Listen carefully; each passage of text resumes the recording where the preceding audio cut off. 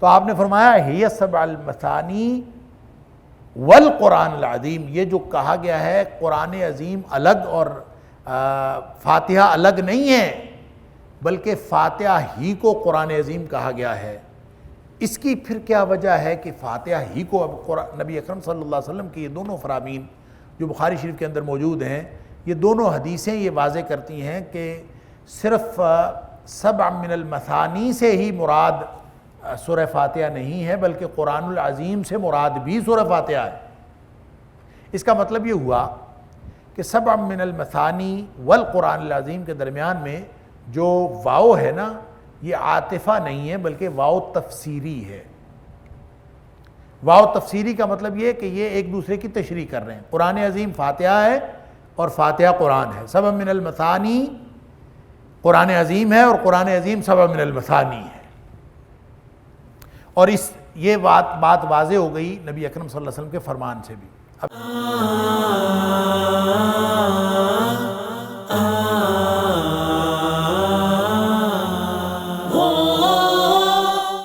سوال یہ پیدا ہوتا ہے کہ سورہ فاتحہ کو قرآن کہا جا سکتا ہے؟ سورہ فاتحہ ہے، قرآن ہے، تو سارا قرآن، عظمت والا قرآن، اور سورہ فاتحہ کی بس 7 چھوٹی چھوٹی آیتیں، تو اسی کو پورا قرآن قرار دے دیں، اس کی وجہ کیا ہے؟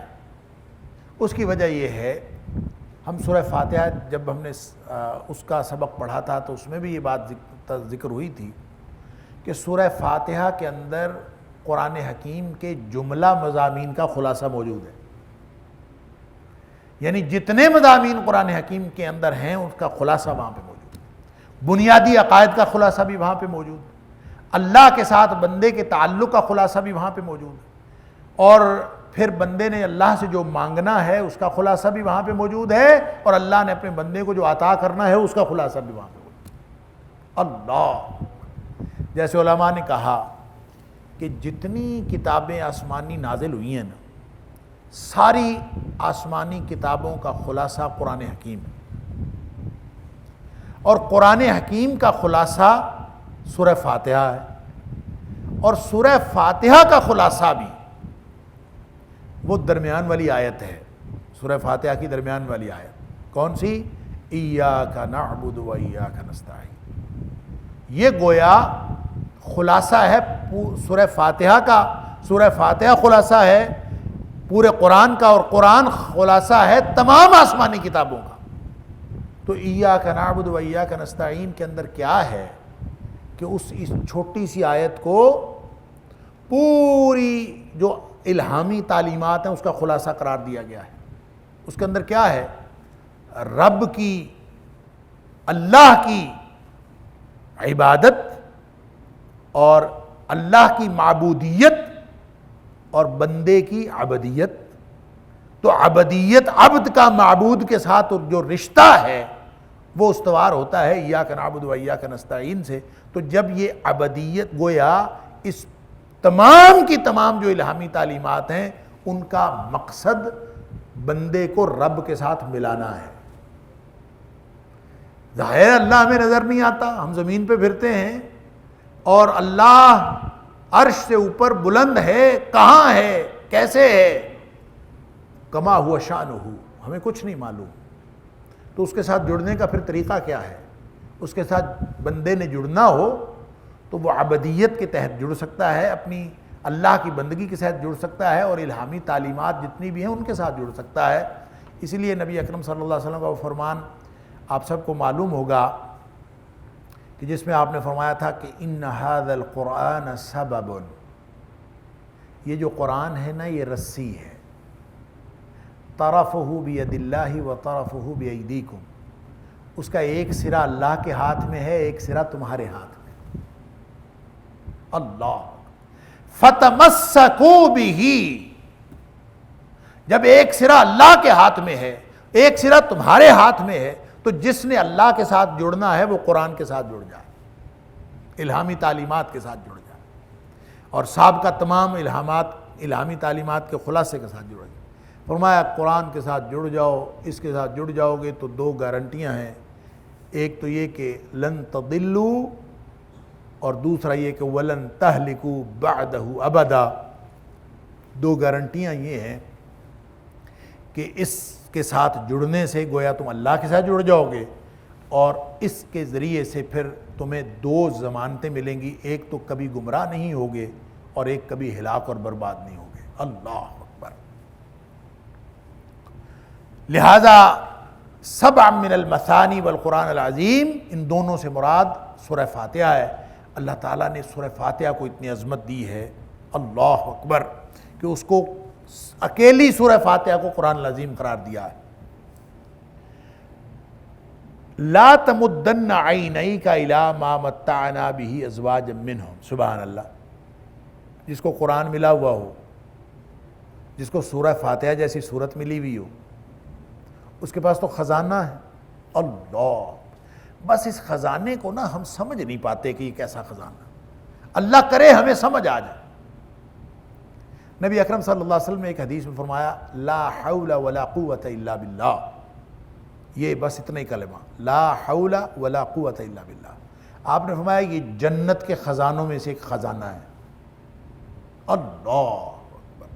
اب یہ لا حول ولا قوت الا باللہ پڑھ لیا، اب یہ جنت کے خزانوں میں سے خزانہ ہے، میں امیر تو کوئی نہیں ہوا، میرے پاس عمارت تو نہیں آئی، میں خزانے کا مالک کیسے بنا؟ یہ ہیں وہ باتیں جو ہماری سمجھ میں نہیں آتی۔ مادی ذہن اس کو قبول ہی نہیں کرتا، مادیت پرست ذہنیت کے اندر اس کا مفہوم ہی نہیں آتا کہ لا حول ولا قوت الا باللہ کیسے خزانہ ہو سکتا ہے۔ اللہ اکبر۔ وہ ایسے خزانہ ہے کہ جنت کے خزانے ہاتھ آ گئے اس کے، جو لا حول ولا قوت الا باللہ کی حقیقت پا گیا۔ اور لا حول ولا قوت الا باللہ کی حقیقت کیا ہے؟ اس کی حقیقت یہ ہے کہ اللہ میرے پاس تو کوئی طاقت ہی نہیں ہے، ساری طاقتیں تو تیرے پاس ہیں۔ بھائی اتنی بات، جس کو یہ سمجھ آ گئی وہ تکرار کرتا رہے لا حول ولا قوت الا باللہ، لا حول ولا قوت الا باللہ۔ جب وہ کہتا یہ ہے کہ اللہ میرے بس میں نہیں ہے، تیرے بس میں ہے، میں کچھ کر ہی نہیں سکتا، نہ میں نیکی کر سکتا ہوں، نہ میں برائی چھوڑ سکتا ہوں سوائے تیری توفیق کے، جب وہ اللہ کے سپرد کر دیتا ہے تو کیا خیال ہے دنیا میں آپ کسی کو بھی کہیں کہ میرے تو سارے معاملات تیرے سپرد ہیں، اور اس کے ساتھ آپ کا کوئی ایسا تعلق جڑ جائے تو کوئی پنڈ کا چودھری بھی اور کوئی وڈیرا بھی وہ آپ کی حفاظت کرتا ہے اور اپنے کمیوں کی حفاظت کرتا ہے؟ کیا خیال ہے شہنشاہوں کے شہنشاہ خالق و مالک اللہ کے بارے میں کہ انسان اللہ سے یہ بات کر لے کہ اللہ میں تیرا ہوں، میرے پاس کچھ نہیں ہے، اس کے ساتھ بندہ بات کر لے لا حول ولا قوت الا باللہ، تو گویا جتنے خزانے جنت کے ہیں وہ سارے اس کو مل گئے۔ خزانوں کے مالک کے ساتھ جس کی گل بات بن جائے کسی افسر کے ساتھ وہ پھولے نہیں سماتا۔ دنیا جہان کے خزانے اللہ کے پاس سارے خزائن، خزائن السماوات والارض وللہ خزائن السماوات والارض، جس کے پاس سارے خزانے اس کے ساتھ آپ کا تعلق بن گئے۔ لا حول ولا قوت الا باللہ جنت کے خزانوں میں سے خزانہ ہے، اس کا یہ مطلب ہے۔ اللہ تعالیٰ ہمیں بھی اس کی سمجھ کی توفیق دے۔ ایک واقعہ میرے ذہن میں آ گیا، والد صاحب رحمۃ اللہ علیہ مولانا محی الدین لکھوی، انہوں نے مجھے خود یہ واقعہ بتایا۔ وہ فرماتے ہیں کہ جوانی میں بڑا ذکر کیا کرتا تھا، اللہ تعالیٰ کا مختلف اذکار میں بہت کرتا تھا، اور ایک اب بہت ذکر کرنے کا کیا مطلب ہے، اب یہ بھی ہر شخص کی اپنی اپنی سطح ہے سمجھنے کی کہ بہت ذکر کتنا ہوتا۔ ایک دن ایک میڈیکل ڈاکٹر جو پریکٹیشنر ہیں، بڑے سیانے اور ماشاءاللہ بڑے مذہبی ذہن رکھنے والے ہیں، بڑے نیک آدمی، وہ مجھ سے ذکر کر رہے تھے، ذکر اذکار کا کچھ تذکرہ ہو رہا تھا، تو مجھے کہتے ہیں یار یہ جو 3 دفعہ اگر پڑھنا پڑے سورہ فاتحہ، آیت الکرسی اور چاروں کل یا تینوں کل 3 دفعہ پڑھنا پڑے تو خاصا وقت لگتا ہے اس کے اوپر۔ وہ کہتے ہیں چنگا بھلا ٹائم لگتا ہے یار۔ اچھا میں ان کے اس فکرے کی گہرائی کو سمجھا، اللہ اکبر، 3 دفعہ سورہ فاتحہ، آیت الکرسی اور تینوں کل پڑھنے پہ کتنا ٹائم لگتا ہے؟ 2 منٹ، 1.5 نہیں تو 2 منٹ لگ جاتے ہیں، 2 نہیں تو 2.5 منٹ لگ جاتے ہیں، 3 منٹ لگ جاتے ہیں، 3 منٹ بھی نہیں لگتے، 2 منٹ لگتے ہیں، تو ان کے خیال میں بڑا ٹائم لگ جاتا ہے۔ اب جس نے بہت ذکر کرنا ہے یہ ہر ایک کی اپنی اپنی سطح ہے بہت ذکر کرنے کی، کسی دن 2-2.5 منٹ کر کے کہنا ہے کہ میں نے بہت ذکر کر لیا ہے۔ کوئی 24 گھنٹے اللہ کے ذکر کے ساتھ رطب اللسان رہتا ہے، اس کا شوق ہی پورا نہیں ہوتا، یہ اللہ کو معلوم ہے، واللہ اعلم۔ مجھے نہیں پتا، مجھے نہیں معلوم کہ کتنا ذکر کرتے تھے، البتہ اتنا ضرور ہے کہ ہماری دادی اماں رحمۃ اللہ علیہ وہ بتایا کرتی تھی کہ یہ آپ کا جو والد ہے نا، یہ جب جوانی میں یہ اکثر اس کا معمول یہ تھا کہ گاؤں کے ہمارے مرکز کے جہاں ہم رہتے تھے ارد گرد جنگلات تھے، تو بہت گھنا جنگل تھا، تو یہ اکثر اوقات اس کا معمول یہ تھا کہ یہ روزہ رکھ لیتا تھا اور فجر کی نماز پڑھنے کے بعد مصلی لے کر اور لوٹا پکڑ کر یہ جنگل میں چلا جاتا تھا اور پھر یہ مغرب کو آتا تھا۔ اب یہ کیا لذت آشنائی ہے اور کیا ذکر کی لذت ہے، یہ جن لوگوں نے کی ہوگی ان کو معلوم ہوگا، ہمیں کیا معلوم۔ تو بہرحال والد صاحب فرماتے ہیں کہ ایک دفعہ میں انہی اذکار کے دنوں کی بات ہے، کیونکہ فرماتے ہیں کہ مجھے یہ حدیث نظر سے گزری کہ لا حول ولا قوت الا باللہ جنت کے خزانوں میں سے خزانہ ہے، اللہ اکبر۔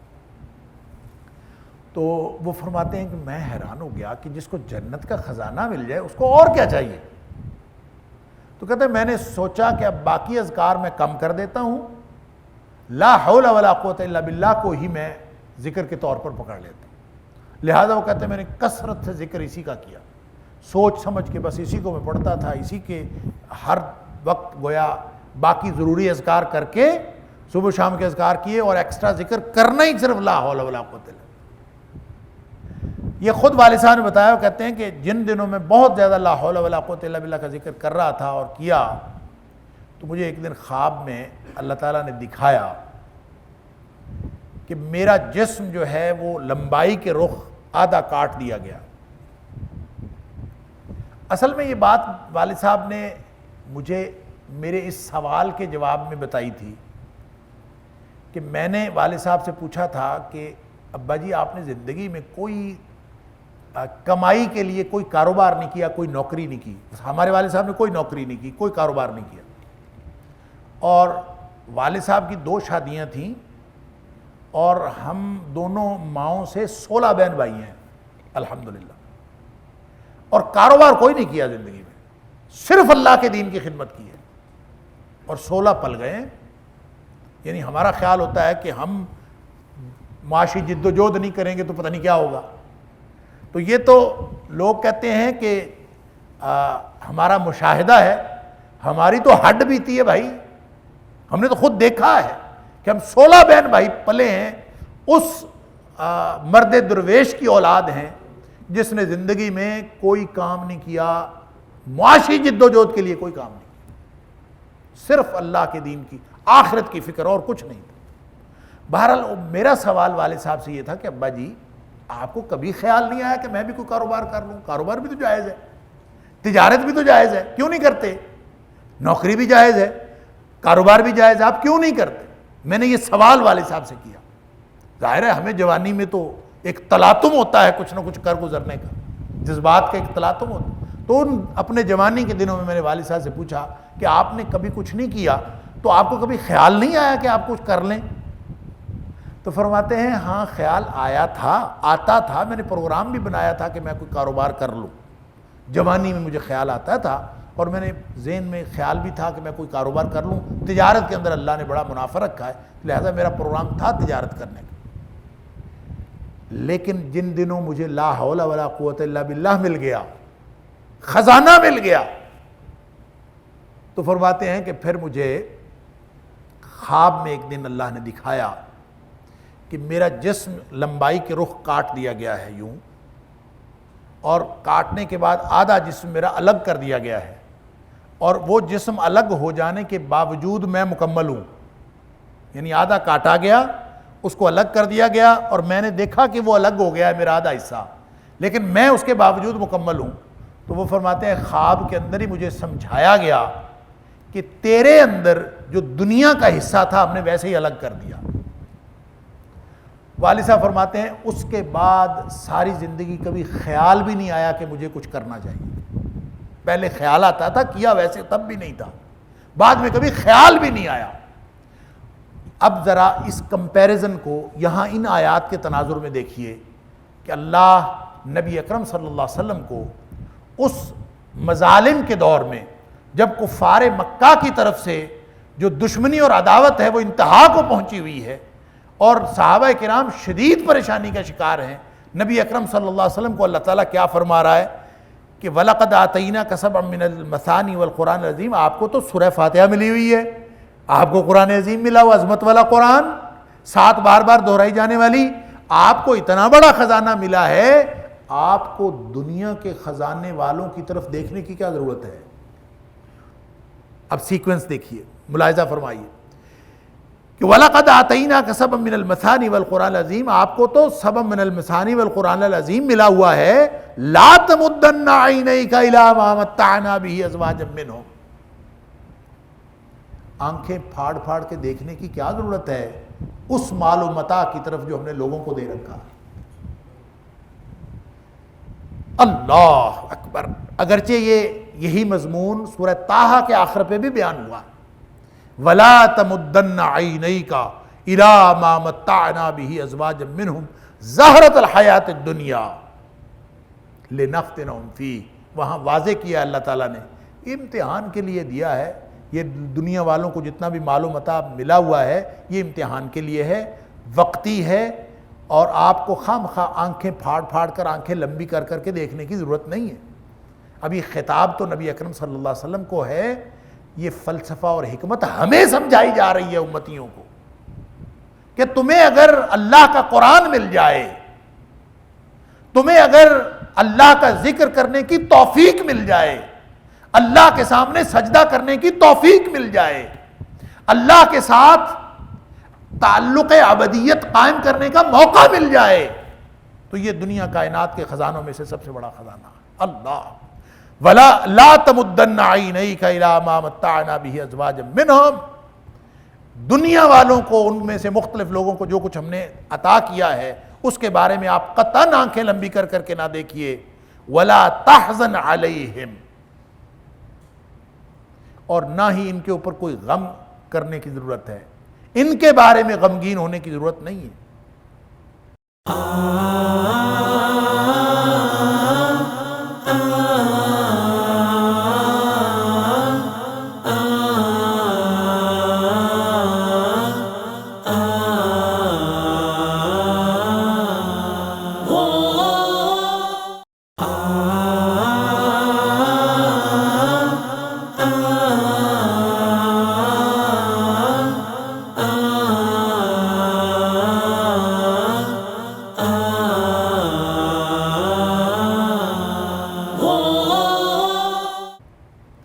کیوں؟ اس لیے کہ وہ اپنے انجام کو خود ہی پہنچ جائیں گے۔ وَخْفِضْ جَنَاحَكَ لِلْمُؤْمِنِينَ، آپ اپنا رخ ادھر رکھیے اہل ایمان کی طرف، ان کو آپ چھوڑ دیجئے ان کے حال پر، چونکہ انذار چل رہا ہے نا، انذار، تو ان کو ان کے حال پر چھوڑ دیجئے، وہ اپنے انجام سے خود وہ سامنا کریں گے، انجام کا شکار ہو جائیں گے۔ وَخْفِضْ جَنَاحَكَ لِلْمُؤْمِنِينَ، آپ اہل ایمان کے لیے اپنا جو بازو ہیں وہ جھکا دیجئے، وَخْفِضْ جَنَاحَكَ، آپ ان کے لیے گویا ان کی خدمت کیجئے، اہل ایمان کی، سبحان اللہ۔ اب یہ نبی اکرم صلی اللہ علیہ وسلم کو خطاب ہے، یہ اصل میں ہمیں تعلیم دی جا رہی کہ اہل ایمان کے ساتھ جڑے رہنا، ان کے ساتھ اپنے خدمت کا بازو جھکائے رکھنا۔ وَخْفِضْ جَنَاحَكَ، جناح اصل میں کہتے ہیں پروں کو، اور یہ جو کندھے ہیں ان کو جناح کہتے ہیں۔ وَخْفِضْ جَنَاحَكَ، اللہ اکبر۔ جہاں کندھے جھکانے کا مطلب ہوتا ہے کہ آپ کسی کے ساتھ، کسی کو میسر رہیں تعاون کے لیے، کندھے جھکانے کا مطلب یہ ہوتا ہے۔ وَخْفِضْ جَنَاحَكَ، آپ کندھے نیچے رکھیے، للمومنین، اہل ایمان کے لیے نہیں، ان سے تعاون کیجیے، آپ اہل ایمان سے تعاون کیجیے۔ تو مومنوں کو، امتیوں کو یہ چاہیے کہ اہل ایمان کے ساتھ تعاون کیا کریں، کافروں سے اپنی نگاہیں اٹھائیں، ان کو وجہ ترجیح نہ بتائیں۔ اصل میں نا ہماری بہت ساری پالیسیاں فار یا اگینسٹ، ہم سب کچھ بنا رہے ہوتے ہیں، دیکھ رہے ہوتے ہیں، اور چیزوں کو کیلکولیٹ کر رہے ہوتے ہیں کافروں کو معیار بنا کر. سمجھ لیجئے بات. بعض لوگ کافروں کی حمایت کر رہے ہوتے ہیں، بعض لوگ ان کی تردید کر رہے ہوتے ہیں.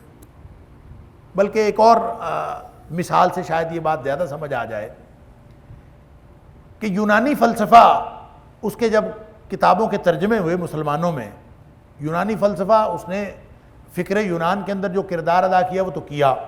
جب اس کے بعد عیسائیوں کی حکومت آئی تو عیسائیوں نے اور قیصر روم نے ان ساری کتابوں کو ضبط کر کے لاک ڈاؤن میں رکھ دیا تھا کہ یہ فلسفہ نہیں پڑھانا کسی کو، لہذا رکھا ہوا تھا. بیت الحکمت جب بنا عباسیوں کے دور میں تو مامون نے قیصر روم کو خط لکھا کہ تمہاری کتابیں یہ فلسفے کی پڑھی ہوئی ہیں، یہ ہمیں بھیج دیں، یہاں ہم ان کے تراجم وغیرہ کرائیں گے.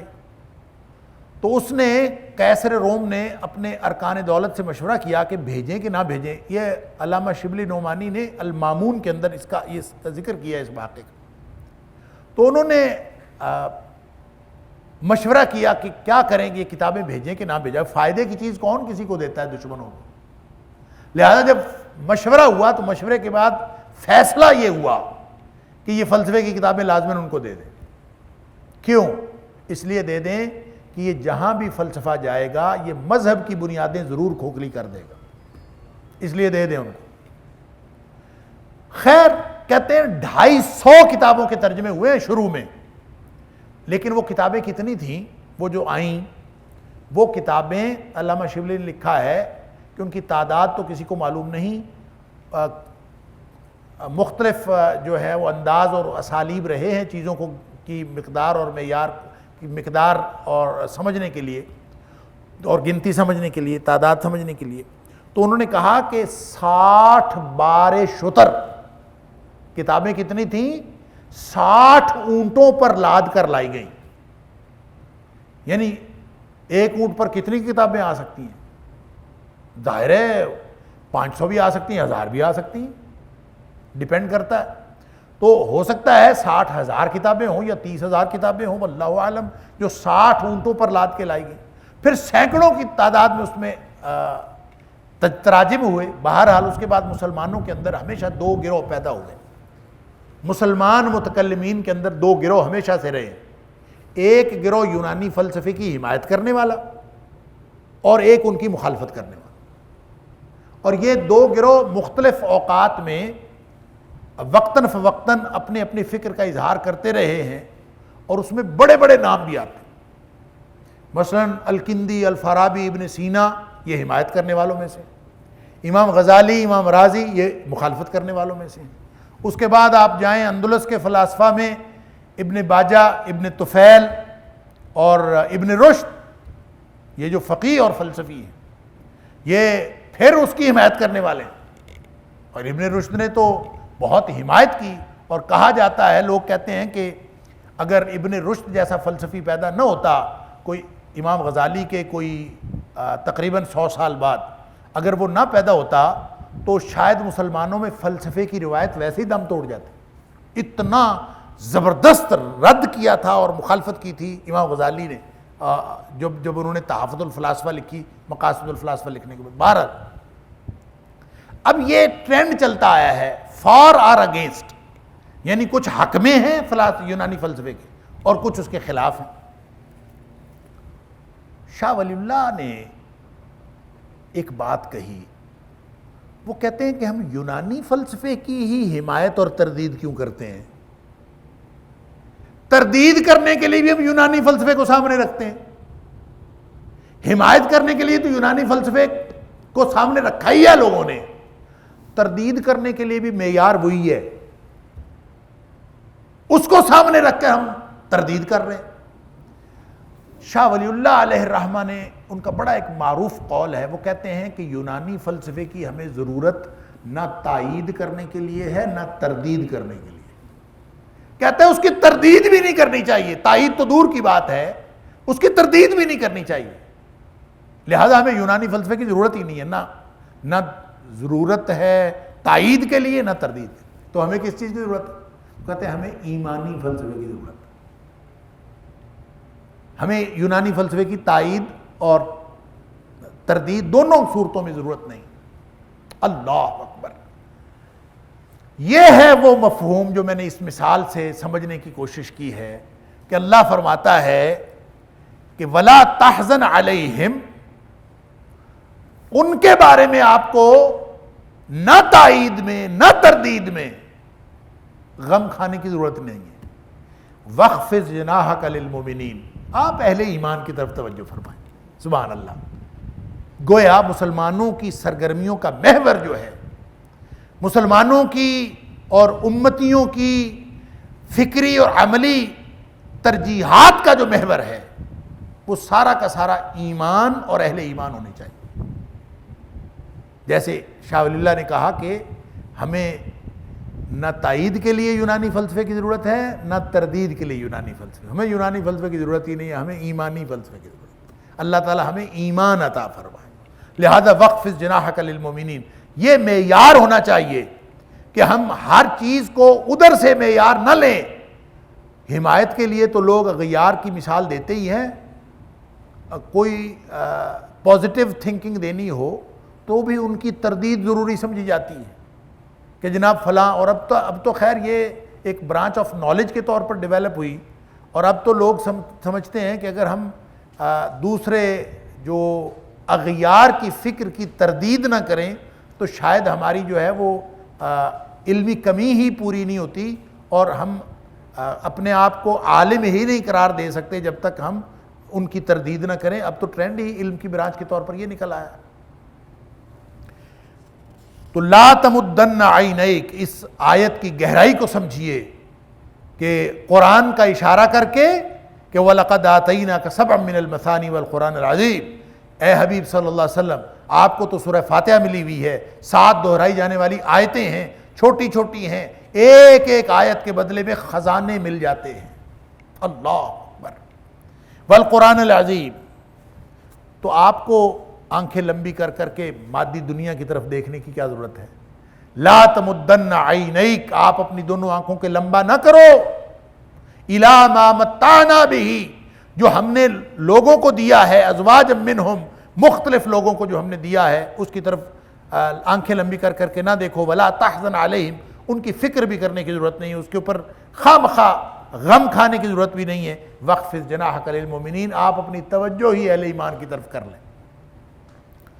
یہ نبی اکرم صلی اللہ علیہ وسلم کو ہدایات دی جا رہی ہیں، اور ساتھ اصل ہدایات ہمیں ہیں. وَقُلْ، اور ساتھ یہ کہتے رہیں انی انا النذیر المبین، میں تو انذار کرنے کے لیے آیا ہوں، میں تو ڈرانے کے لیے آیا ہوں. انی، بے شک میں، انا النذیر المبین، میں واضح طور پر ڈرانے والا ہوں، انذار کرنے والا ہوں، دھمکی دینے والا ہوں، اور میں اللہ کے عذاب کی تنبیہ تمہارے تک پہنچانے والا ہوں.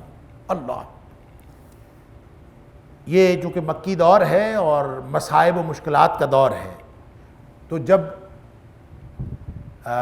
مصائب و مشکلات ہوں اور ریزسٹنس بہت زیادہ ہو دعوت اسلام کے مقابلے میں، تو اس وقت لوگوں کو جو تبشیر ہے نا، بشارت دلانا اور لوگوں کو دین کی طرف مائل کرنے کے لیے تبشیر کا پہلو استعمال کرنا، یہ اس وقت حکمت عملی کارگر نہیں ہوتی.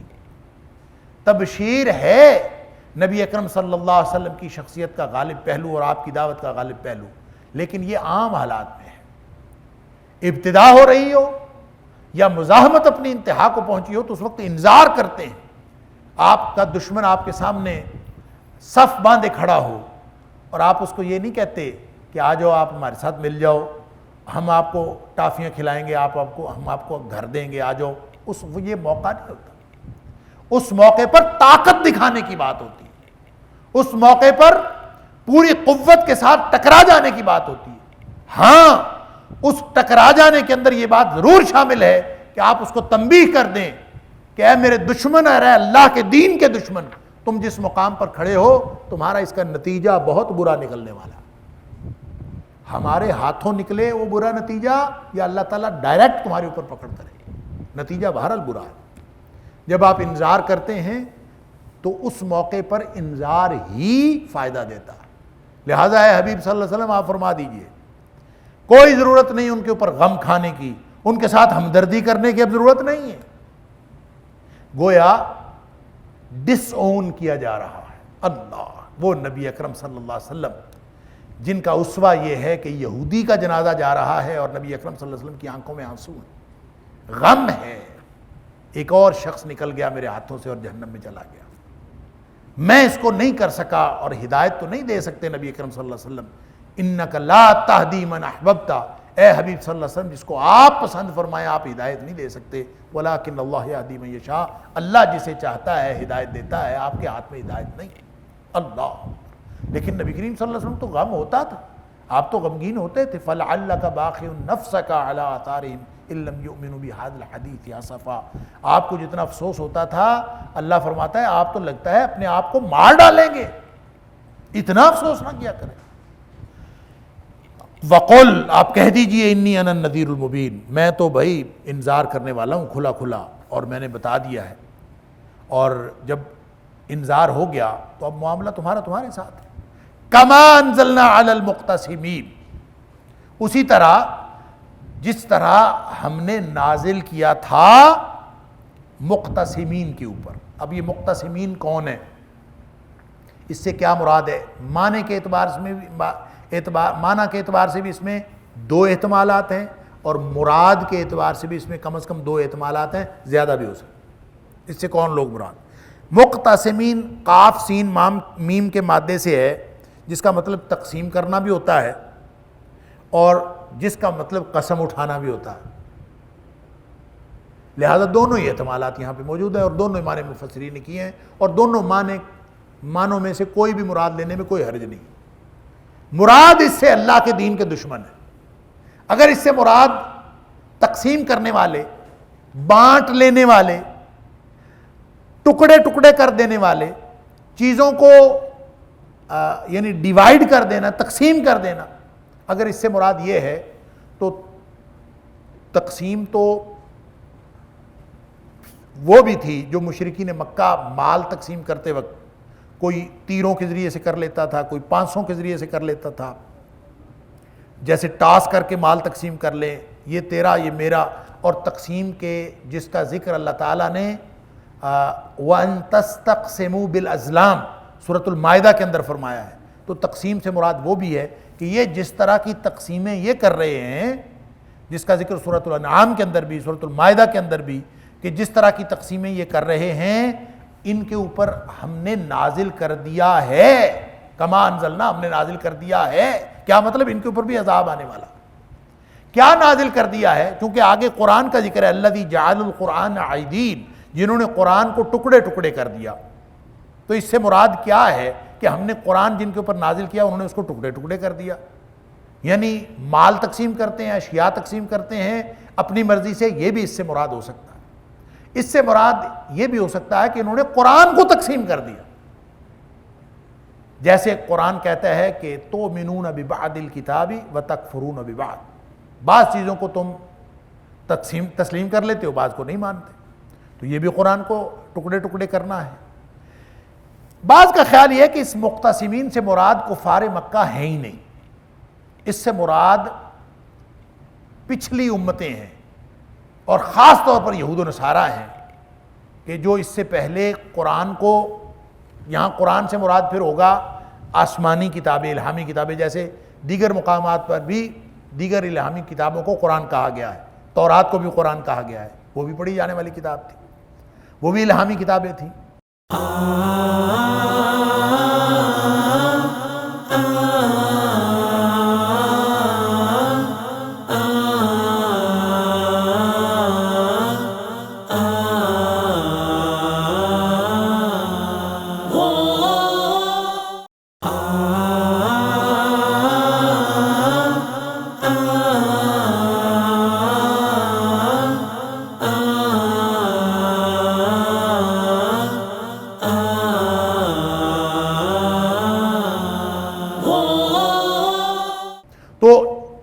اس سے مراد یہ ہوگا کہ جنہوں نے اللہ کی نازل کردہ کتاب کو ٹکڑے ٹکڑے کر دیا، اور وہ وہی ہے جو اللہ تعالیٰ نے فرمایا تؤمنون ببعض الکتاب وتکفرون ببعض، بعض چیزوں پر تم ایمان لاتے ہو، بعض چیزوں پر ایمان نہیں لاتے، اس کو تقسیم بھی کر لیتے ہو، تحریف بھی کر لیتے ہو۔ اللہ کے کلام کے اندر ہزار قسم کے تم نے کرتوت کیے ہوئے۔ یہ دونوں معنی مراد ہو سکتے ہیں، یعنی اس سے مراد کفار مکہ بھی اور اس سے مراد یہود و نصارہ بھی، اگر اس کا معنی تقسیم کرنے والے لے۔ اگر اس کا معنی قسم اٹھانے والے لیں تو بھی اس سے مراد سابقہ امتیں ہیں، اور اس سے مراد کفار مکہ بھی ہو سکتے ہیں۔ اس کی وجہ یہ ہے کہ کفار مکہ بھی قسمیں اٹھا اٹھا کے کہتے تھے نبی اکرم صلی اللہ علیہ وسلم کے بارے میں کہ آپ جو ہیں وہ نبی نہیں ہیں، ہمیں یقین ہے کہ آپ نبی نہیں ہیں۔ نبی اکرم صلی اللہ علیہ وسلم کے بارے میں قسمیں اٹھاتے تھے، تو مقتسمین سے مراد قسمیں اٹھانے والے بھی ہو سکتے ہیں۔ سابقہ امتوں کے بارے میں بھی آتا ہے کہ لوگ قسمیں اٹھاتے تھے، نبیوں کی تکذیب کرتے ہوئے قسمیں اٹھاتے تھے، اور یہ ایسے بھی ہوا بطور خاص جو پیچھے لوط اصحاب الحجر کا ذکر ہوا ہے، قوم سمود کا، تو اصحاب الحجر نے تو باقاعدہ قسم اٹھائی تھی، جس کا ذکر اللہ تعالیٰ نے سورہ نمل کے اندر فرمایا ہے کہ انہوں نے قسم اٹھائی تھی وَتَقَاسَمُوا باللہ، انہوں نے اللہ کی قسمیں اٹھائی تھیں۔ اللہ کی قسمیں کیا اٹھائی تھیں کہ رات کو ایسے کرو کہ یہ کہتا ہے کل عذاب آئے گا اور یہ کہتا ہے 3 دن بعد عذاب آئے گا، تو تم ایسے کرو سارے مل کے حملہ کر دو، اس کو بھی قتل کر دو، اس کے گھر والوں کو بھی قتل کر دو۔ اللہ اکبر۔ یہ سورہ نمل کی آیت نمبر 49 کے اندر اللہ تعالیٰ نے ذکر فرمایا ہے کہ تقاسموا باللہ، انہوں نے اللہ کی قسمیں اٹھائیں، لنبیتنہ، کہ اس کو بھی وَأَهْلِهِ، اور اس کے گھر والوں کو بھی، ان کو سب کو جو ہے وہ ہلاک کر دیں۔ اور پھر ساتھ ہی انہوں نے کہا کہ ثم لنقولن لولیہ، کہ ہم اس کو پھر کہہ دیں گے ما شہدنا مہلک اہلہ، جب ہم کوئی ہم سے پوچھے گا تو ہم کہیں گے ہمیں تو پتہ ہی نہیں ہے ان کو کس نے ہلاک کیا ہے، لیکن کر دو راتوں رات، قسم اٹھائی آپس میں، تقاسموا باللہ، اللہ کی قسمیں اٹھائیں۔ تو اس کا مطلب ہے کہ یہ ان کے اوپر عذاب نازل ہوا، اس لیے بعض مفسرین کا خیال یہ ہے کہ کما انزلنا کے بعد یہاں پہ ایک لفظ محذوف ہے، چونکہ ڈراوا دیا جا رہا ہے، پیچھے نذیر المبین کہا جا رہا ہے کہ میں ڈرانے والا ہوں، اور ڈرانا کس طرح کا، کما انزلنا علی المقتسمین، جیسے کہ قسمیں اٹھانے والوں کے اوپر عذاب نازل ہو چکا ہے اسی طرح میں تمہیں ڈراوا دے رہا ہوں۔ تو یہاں العذاب کا لفظ محذوف ہوگا کہ جس طرح ان کے اوپر عذاب نازل ہوا، تو نازل ہونے کے اعتبار سے یہ قرآن یا الہامی کتابوں کی بات نہیں ہے، بلکہ یہ یہاں پہ نزول سے مراد عذاب کا نزول ہے کہ جس طرح ان کے اوپر نازل ہوا۔ تو یہ معنوی طور پر یہ دونوں باتیں درست ہیں۔ الذین جعلوا القرآن عضین، جنہوں نے قرآن کو ٹکڑے ٹکڑے کر دیا، اور ٹکڑے ٹکڑے کرنے کا مطلب ایک تو اللہ تعالیٰ معاف فرمائے جو قرآن کو یا مصحف کو پکڑ کر ٹکڑے ٹکڑے کریں، ان کے اوپر بھی یہی عذاب آ سکتا، اور یہ عذاب ان کے لیے بھی ہے جو قرآن کی بعض تعلیمات کو مان لیتے ہیں اور بعض کو چھوڑ دیتے ہیں۔ اور مجھے یوں لگتا ہے اللہ تعالیٰ معاف فرمائے اللہ ماشاءاللہ ہم سب نے آج کے دور میں قرآن کے حصے اپنے اپنے لیے مخصوص کیے ہوئے ہیں، ہر مسلک کی آیتیں مختلف ہیں، ہر مسلک کا فوکس مختلف آیات پر ہے۔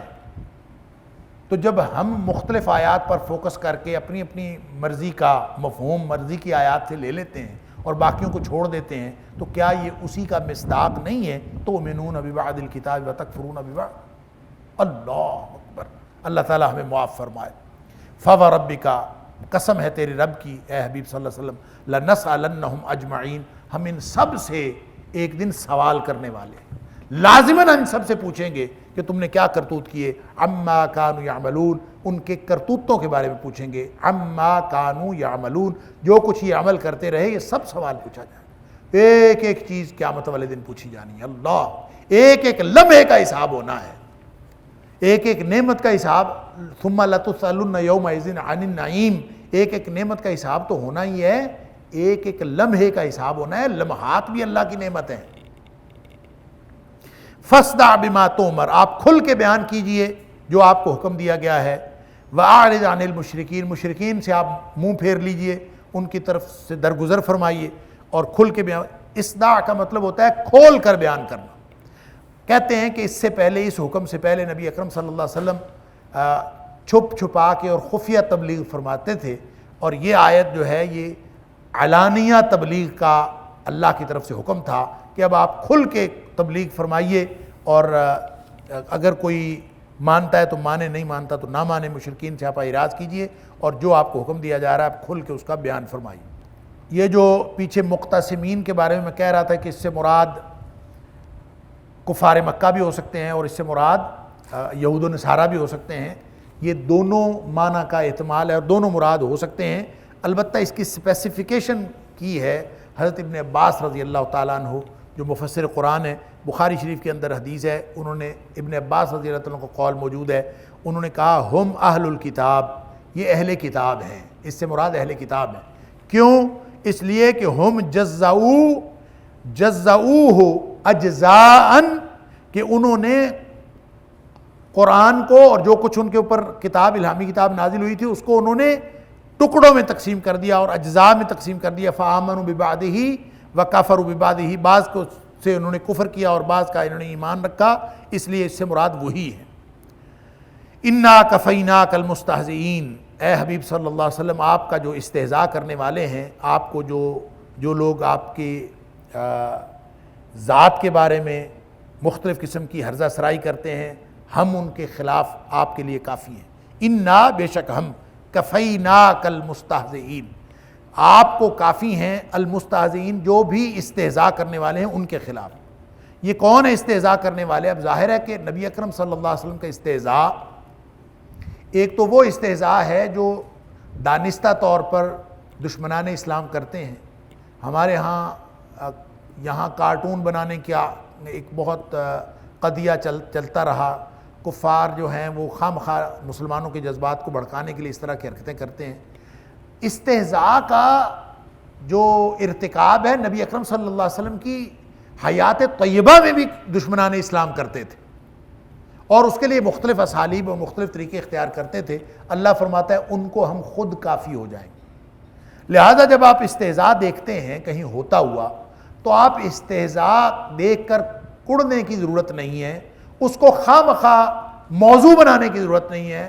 ہمارے مسلمان نادانی میں اس کو شیئر کرتے رہتے ہیں آگے سے آگے سوشل میڈیا کے اوپر اور مختلف جگہوں پہ، وہ بلکہ اسے استہزاء کے اندر شمولیت کے مترادف ہے، اللہ تعالیٰ معاف فرمائے۔ لہٰذا نبی اکرم صلی اللہ علیہ وآلہ وسلم کو جو تعلیمات دی جا رہی ہیں وہ اصل میں ہمیں تعلیمات دی جا رہی ہیں کہ یہ استہزاء کرنے والوں کو اللہ تعالیٰ خود بدلہ لے گا۔ الذین یجعلون مع اللہ الہا آخر، یہ وہ لوگ ہیں جنہوں نے اللہ کے علاوہ دوسرے الہ بنا رکھے ہیں اللہ کے ساتھ۔ فسوف یعلمون، ان قریب ان کو ان کے شرک کا جو انجام ہے وہ معلوم ہو جائے گا۔ وَلَقَدْ نَعْلَمُ أَنَّكَ يَضِيقُ صَدْرُكَ، ہمیں معلوم ہے کہ ان کے استہزاء کی وجہ سے آپ کا سینہ تنگ ہوتا ہے۔ ظاہر ہے دکھ تو ہوتا ہے بندے کو، آپ کا سینہ تنگ ہوتا ہے بما یقولون، ان کے کہنے سے، جو کچھ وہ کہتے ہیں آپ کو مسائل تو ہوتے ہیں، ہمیں معلوم ہے لیکن ہم خود نمٹ لیں گے۔ تو سینہ تنگ ہوتا ہو اللہ کی طرف دھیان کریں، خواہ مخواہ ان کو جواب دے کے ایک ایشو بنا کے اور لوگوں کے اندر تفریق پیدا کرنے کی ضرورت نہیں ہے۔ آپ ان کا راستہ چھوڑ دیں، وَأَعْرِضْ عَنِ الْمُشْرِكِينَ کریں، اور جو لوگ بھی اس طرح کے کارروائیوں میں اور کارستانیوں میں ملوث ہیں ان کا معاملہ اللہ پر چھوڑ دیں۔ ہاں البتہ اگر کوئی ایڈمنسٹریٹو پاور آپ کے پاس ہے، کوئی قوت نافذہ ہے، تو پھر ان کو سزائیں دینا آپ کی ذمہ داری ہے، وگرنہ عوام الناس کو خواہ مخواہ لوگوں کے اندر جو ہے وہ سیکٹیرینزم، مسالک کا اور یہ مکاتب فکر کا اور ایک دوسرے سے جو فکر کا اختلاف کر کے خواہ مخواہ لڑائی بنانے کی ضرورت نہیں ہے، یہ کہنے کا مطلب۔ فَسَبِّحْ بِحَمْدِ رَبِّكَ وَكُن مِّنَ السَّاجِدِينَ، آپ عبادت کی طرف دھیان دیں، اپنے رب کی طرف اس کی تسبیح بیان کریں۔ فَسَبِّحْ، تسبیح بیان کریں، بِحَمْدِ رَبِّكَ، اپنے رب کی حمد کے ساتھ۔ ایک تسبیح ہوتی ہے، ایک حمد ہوتی ہے، دونوں میں فرق ہے۔ تسبیح ہوتی ہے اللہ کی پاکیزگی بیان کرنا کہ اللہ ہر قسم کے عیوب و نقائص سے پاک ہے، یہ اللہ کی عظمت کا منفی بیان ہے کہ اللہ تعالیٰ کسی بھی ہر طرح کے نقص سے پاک ہے۔ حمد اللہ کی عظمت کا پازیٹیو بیان ہے، ہر طرح کی تعریف اور لائق تعریف کام سارے اسی کے لائق شان۔ فَسَبِّحْ بِحَمْدِ رَبِّكَ، اس لیے سبحان اللہ و بحمدہ جب ہم کہتے ہیں تو اس میں یہ ایجابی اور سلبی دونوں پہلو موجود ہوتے ہیں، اور یہ اللہ تعالیٰ کی شان بیان کرنے کا یہ یعنی دو طرفہ راستہ ہے، اسی لیے سبحان اللہ و بحمدہ کو بہت زیادہ اہمیت حاصل ہے۔ اور اللہ کے رسول صلی اللہ علیہ وسلم نے فرمایا کہ دو کلمے ایسے ہیں جو اللہ کو بہت زیادہ پسند ہیں اور زبان پہ بڑے ہلکے ہیں لیکن میزان میں بہت بھاری ہیں۔ کون سے؟ سبحان اللہ و بحمدہ سبحان اللہ العظیم، یہ اتنے عظمت والے کلمے۔ فسبح بحمد ربک، تو بس آپ رب کی تسبیح بیان کیجئے اس کی حمد کے ساتھ، وقم من الساجدین، سجدہ کرنے والوں میں ہو جائیے، اس لیے کہ اللہ کو قرب حاصل ہوگا۔ وَاعْبُدْ رَبَّكَ حَتَّى يَأْتِيَكَ الْيَقِينُ، اور اپنے رب کی بندگی کرتے رہیے جب تک کہ تمہیں موت نہ آ جائے۔ یقین سے مراد موت ہے، یہ نبی اکرم صلی اللہ علیہ وسلم کو ہدایات دی جا رہی ہیں، اصل میں یہ ہدایات ہمارے لیے۔ وَاعْبُدْ رَبَّكَ حَتَّى يَأْتِيَكَ الْيَقِينُ، اللہ کی بندگی کیجئے جب تک یقین نہ آ جائے، یعنی موت نہ آ جائے۔ یقین سے مراد موت اس لیے ہوتی ہے کہ یقین شک کے مقابلے میں ہوتا ہے، جہاں شک ختم ہوتا ہے وہاں یقین آ جاتا ہے۔ لہذا دنیا میں جتنے شکوک و شبہات ہیں سارے ختم ہو جاتے ہیں موت آنے پر۔ ایک تو موت کو اس لیے یقین بھی کہتے ہیں کہ اس کا آنا یقینی ہے، ہر چیز کے بارے میں شک ہو سکتا ہے، موت کے بارے میں کسی دہریے کو بھی شک نہیں ہوتا، وہ تو آنی آنی یقینی ہے، اس لیے وہ یقین ہے۔ دوسری یہ بات کہ جتنے انسان کے ذہنوں میں شکوک و شبہات ہوتے ہیں، جب انسان مرتا ہے تو سارے شک یقین میں بدل جاتے ہیں۔ وہ ہم کہتے ہیں آنکھیں بند کر گیا، اس کی اصل میں آنکھیں کھلتی اس وقت ہیں، اس لیے وہ یقین ہے۔ اس وقت تک بندگی کرنی۔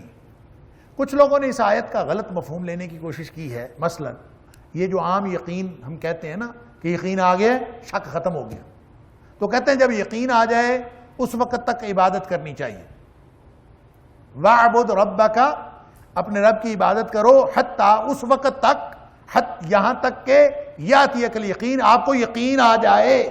لہذا اگر کوئی شخص یقین کی کیفیت حاصل کر لے تو اس کو نمازیں پڑھنے کی ضرورت نہیں ہے، اس کو پھر عبادت کرنے کی ضرورت نہیں ہے، وہ تو پھر پہنچا ہوا ہو گیا، اس کو یقین جو آ گیا وہ پہنچی سرکار ہو گئی۔ لہذا جو آپ کو پہنچیاں سرکاریں ملتی ہیں نا، نہ نماز نہ روزہ نہ طہارت نہ پاکیزگی، اللہ اکبر، وہ پھر دلیل پکڑتے ہیں اپنی گمراہی کی اس طرح کی آیات سے۔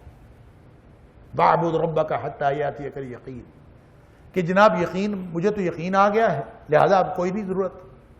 بندہ پوچھنے والا ہو کہ بندے کے پتر ہو، نبی اکرم صلی اللہ علیہ وسلم سے بڑا کوئی عبادت گزار ہوگا، تو نبی اکرم صلی اللہ علیہ وسلم کو یقین کی کیفیت حاصل نہیں ہوئی اپنی اس دنیا سے تشریف لے جانے سے قبل، اپنی وفات سے قبل نبی کریم صلی اللہ علیہ وسلم کو وہ کیفیت حاصل نہیں ہوئی۔ کوئی موقع ہوتا کہ نبی کریم صلی اللہ علیہ وسلم نے نماز چھوڑ دی ہوتی، آپ نے بھی عبادت چھوڑ دی ہوتی کہ اب پیک آ گئی۔ نبی سے بڑا عابد کون ہوتا ہے، نبی سے بڑا عبادت گزار کون ہوتا ہے؟ تو نبی اکرم صلی اللہ علیہ وسلم تو اپنی بیماری میں بھی جس کی چیز کی تاکید فرما رہے ہوں وہ ہے الصلاۃ، الصلاۃ، نماز پڑھنی ہے بھائی، نماز پڑھا کر۔ اور نبی اکرم صلی اللہ علیہ وسلم تو اپنی شدید بیماری میں بھی اما عائشہ صدیقہ رضی اللہ تعالیٰ عنہا سے مسواک کا مطالبہ کریں کہ جو ابتدائیہ ہے وضو طہارت اور نماز کا، نبی اکرم صلی اللہ علیہ وسلم تو اپنی آخری لمحات تک اس بات کا اہتمام کریں، اور ہم ایسی پہنچی سرکاریں ہیں کہ ہمیں جناب وہ یقین حاصل ہو جاتا ہے اور ہماری عبادت کی ضرورت باقی نہیں رہتی۔ انتہائی غلط مفہوم ہے۔ یقین کا معنی موت ہے، موت تک یہ ساری باتیں، یہ ساری جد و جہد، یہ ساری تگ و تاز موت تک جاری رہنی ہے، کیونکہ وہاں جا کے دارالامتحان ختم ہو جاتا ہے، آگے دارالجزا شروع ہو جاتا ہے۔ اللہ تعالیٰ مجھے اور آپ کو قرآن سمجھنے اور عمل کرنے کی توفیق عطا فرمائے۔ وآخر دعوانا الحمدللہ۔